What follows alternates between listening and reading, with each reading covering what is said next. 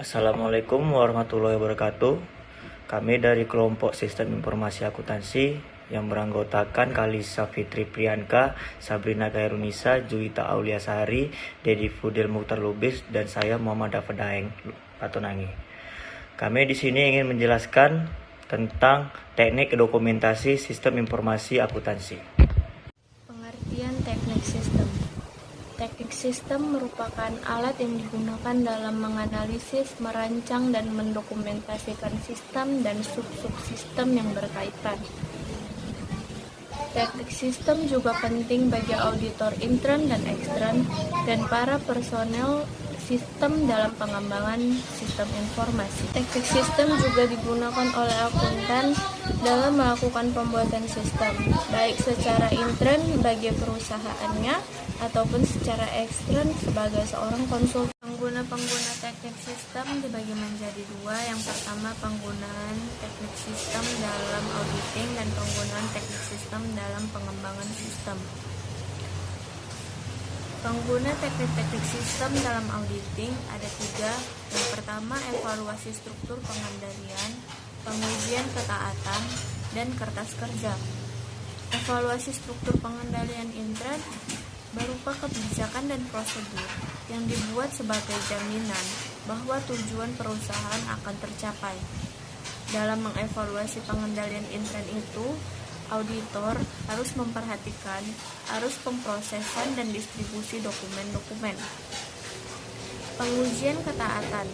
Untuk melakukan uji ketaatan ini, auditor harus memahami teknologi yang digunakan oleh suatu sistem informasi. Pengujian itu dilakukan untuk memastikan eksistensi, menilai efektivitas, dan menguji kesinambungan operasi pengendalian intern yang diandalkan oleh organisasi.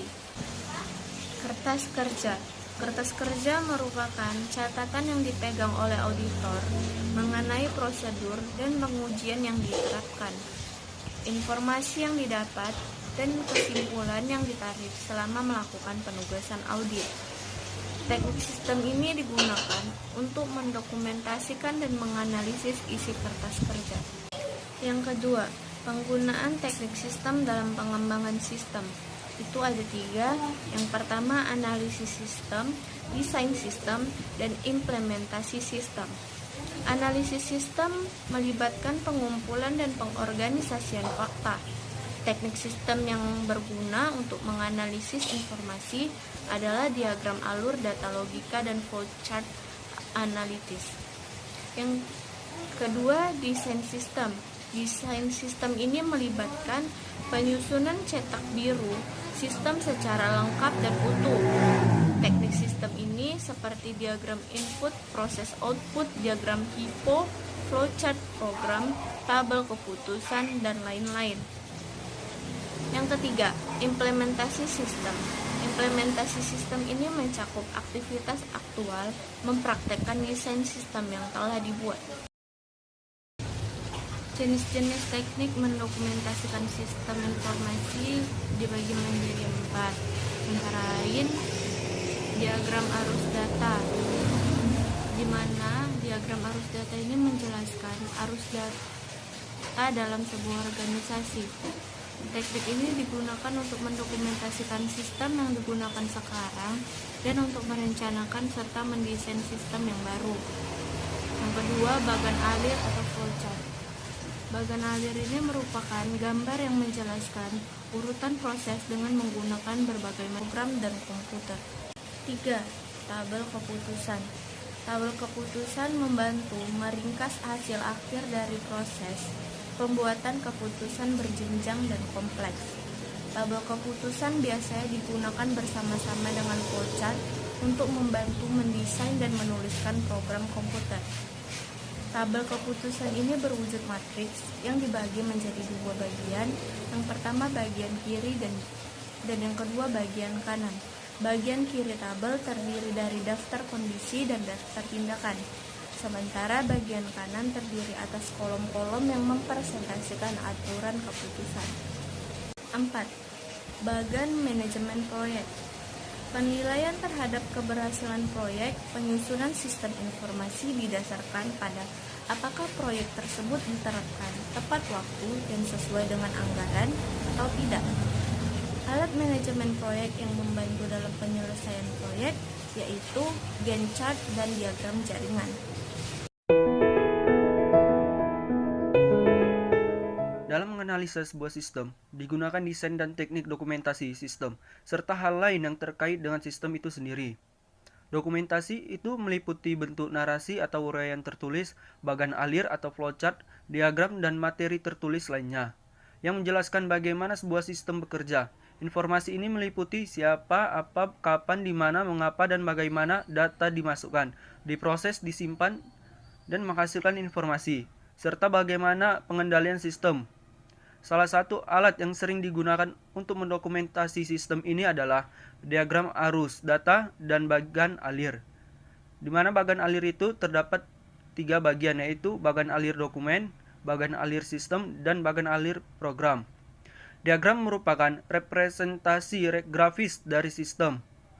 Bagan alir itu merupakan kumpulan dari notasi diagram simbolik yang menunjukkan aliran data dan urutan operasi dalam sistem. Nah, bagan alir ini kan terbagi menjadi 3, yaitu yang pertama bagan alir sistem, yaitu bagan alir yang menunjukkan gambaran diagram arus data melalui serangkaian operasional dalam sistem pemrosesan dan otomatis.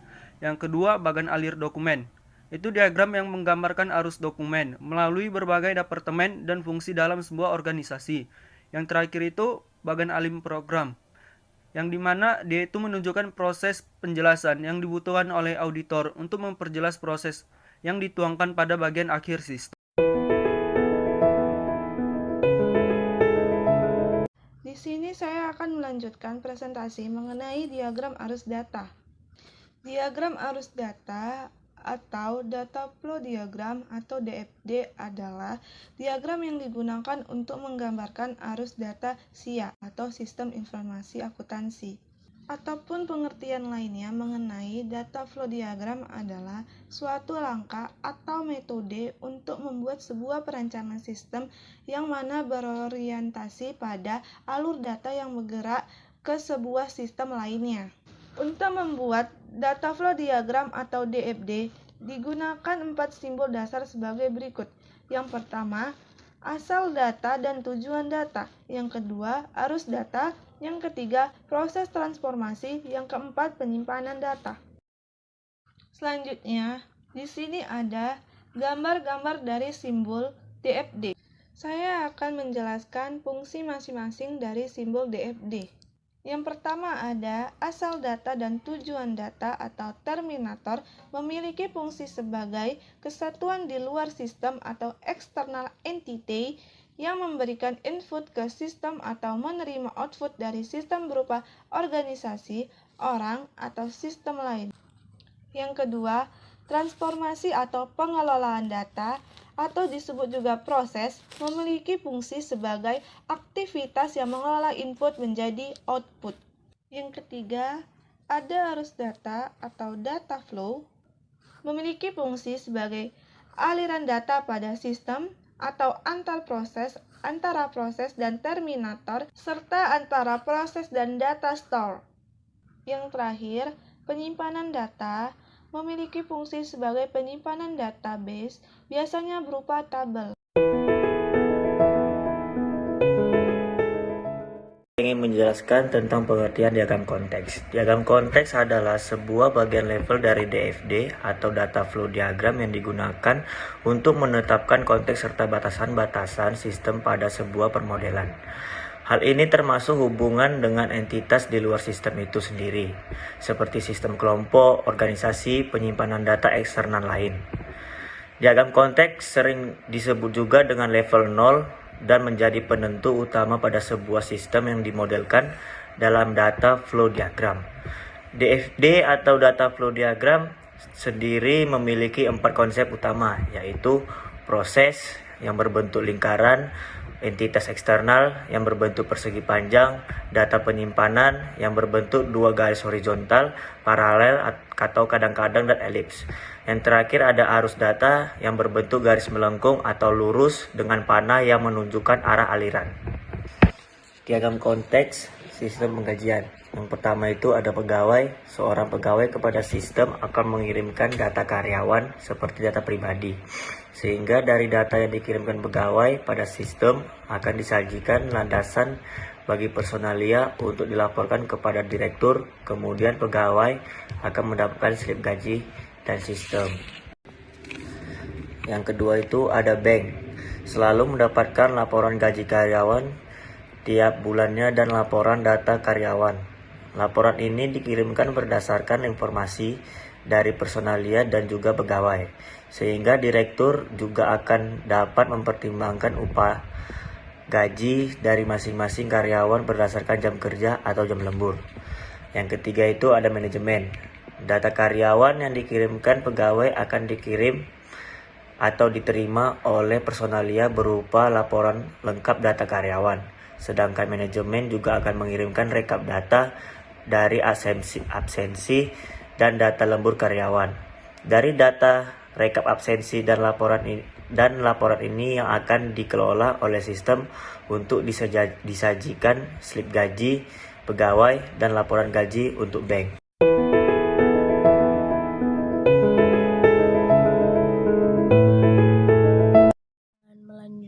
Presentasi dari teman saya, yaitu petunjuk menggambarkan diagram alir. Jadi, bagian alir atau flowchart itu adalah bagan atau chart yang menunjukkan alir atau flow di dalam program atau prosedur sistem secara logika. Kemudian, bagan alir digunakan terutama untuk alat bantu komunikasi dan untuk dokumentasi. Itu ada bagan alir dokumen, ya, membahas bagan alir dokumen. Yang pertama itu adalah internal control flow charts, adalah bagan alir dokumen yang digunakan untuk mengevaluasi kecukupan pengendalian intern atau pengendalian dalam, seperti pemisahan fungsi dan pengecekan independen. Kemudian, bagan alir dokumen dapat menunjukkan kelemahan dan pemborosan, yaitu seperti ketidakcukupan arus komunikasi, kompleksitas dokumen yang tidak diperlukan, kemudian prosedur yang tidak efisien. Selanjutnya, bagan alir dokumen juga dibuat pada saat proses perancangan sistem. Itu bagan alir dokumen itu memiliki 5 macam. Yang pertama itu adalah bagan alir sistem atau systems flowchart. Yang kedua ada bagan alir dokumen atau dokumen flowchart. Yang ketiga ada bagan alir skematik atau schematic flowchart. Yang keempat ada bagan alir program atau program flowchart. Plus itu ada flowchart atau bagan alir yang bisa dilihat di belakang saya, yang dimulai dari human resource. Terus ada dokumen yang mana dokumennya itu diisi employee change dan new employee data. Terus masuk ke proses manual, yang mana proses manualnya itu di sini ada update data, payroll file, store, forms in live, lanjut ke arsip. Di sini arsipnya itu upper day dan masuk lagi ke proses manual. Proses manualnya itu di sini prepare monetary tax report dan menghasilkan tax report. Terus masuk lagi ke B dan lanjut ke B yang ada di pojok ujung. Di situ ada dokumen manual, yang mana dokumen manualnya itu tax report dan masuk ke prepare tax payment dan CD voucher. Terus masuk ke lapisan yang terdiri dari tax report, payroll, CD voucher, dan tax payment. Simbol-simbol bagan alir dokumen. Yang pertama dokumen. Simbol dokumen ini menggambarkan input dan output, baik itu dalam proses manual, mekanik, ataupun komputer. Selain itu, simbol ini menunjukkan semua jenis dokumen yang merupakan formulir untuk menyimpan data terjadi suatu transaksi. Dalam memberikan nama dokumen, maka dicantumkan di tengahnya simbol. Yang kedua, berbagai salinan dokumen. Simbol ini digunakan untuk semua jenis dokumen yang akan digabungkan.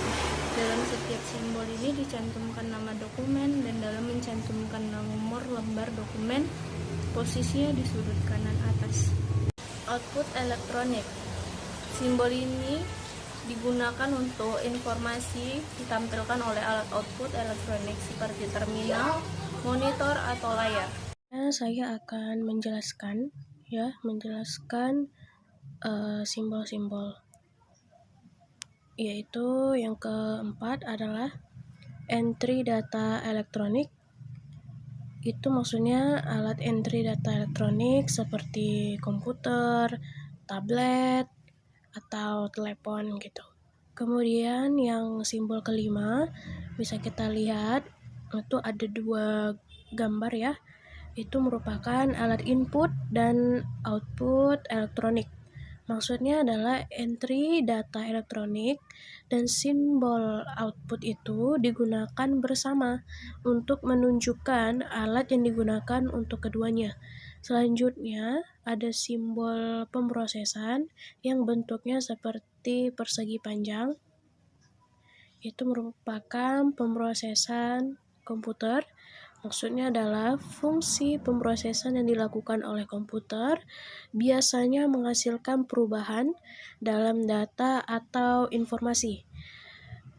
Kemudian simbolnya ada operasi manual. Operasi pemrosesan yang dilakukan secara manual. Simbol penyimpanan ini terbagi menjadi 4 bagian, yaitu yang pertama database, yang kedua vita magnetis, yang ketiga file dokumen, yang keempat jurnal atau buku besar. Database adalah data yang disimpan secara elektronik dalam database. Yang kedua vita magnetis. Vita magnetis adalah data yang disimpan dalam vita magnetis yang merupakan media penyimpanan backup yang populer. Yang ketiga file dokumen. File dokumen adalah huruf mengidentifikasi file urutan pemesanan. N sama dengan secara numerik, A sama dengan secara alfabet, dan D berdasarkan tanggal. Yang terakhir itu ada simbol jurnal atau buku besar. Simbol jurnal atau buku besar adalah jurnal atau buku besar akuntansi yang berbasis kertas. Simbol arus dokumen atau pemrosesan. Penjelasannya mengarahkan arus pemrosesan atau dokumen arus normal ke bawah dan ke kanan.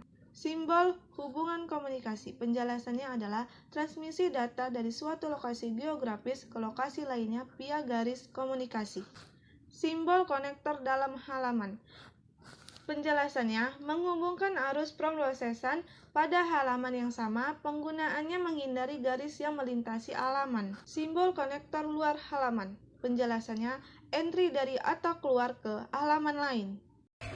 Simbol terminal yang diartikan awal, akhir, atau titik interupsi dalam proses digunakan untuk mengidentifikasi pihak luar. Keputusan, langkah pembuatan keputusan.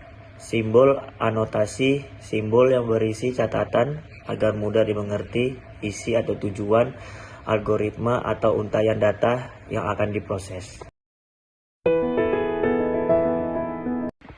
Sekian dari penjelasan dari kelompok kami. Jika ada yang salah, mohon dimaafkan. Assalamualaikum warahmatullahi wabarakatuh.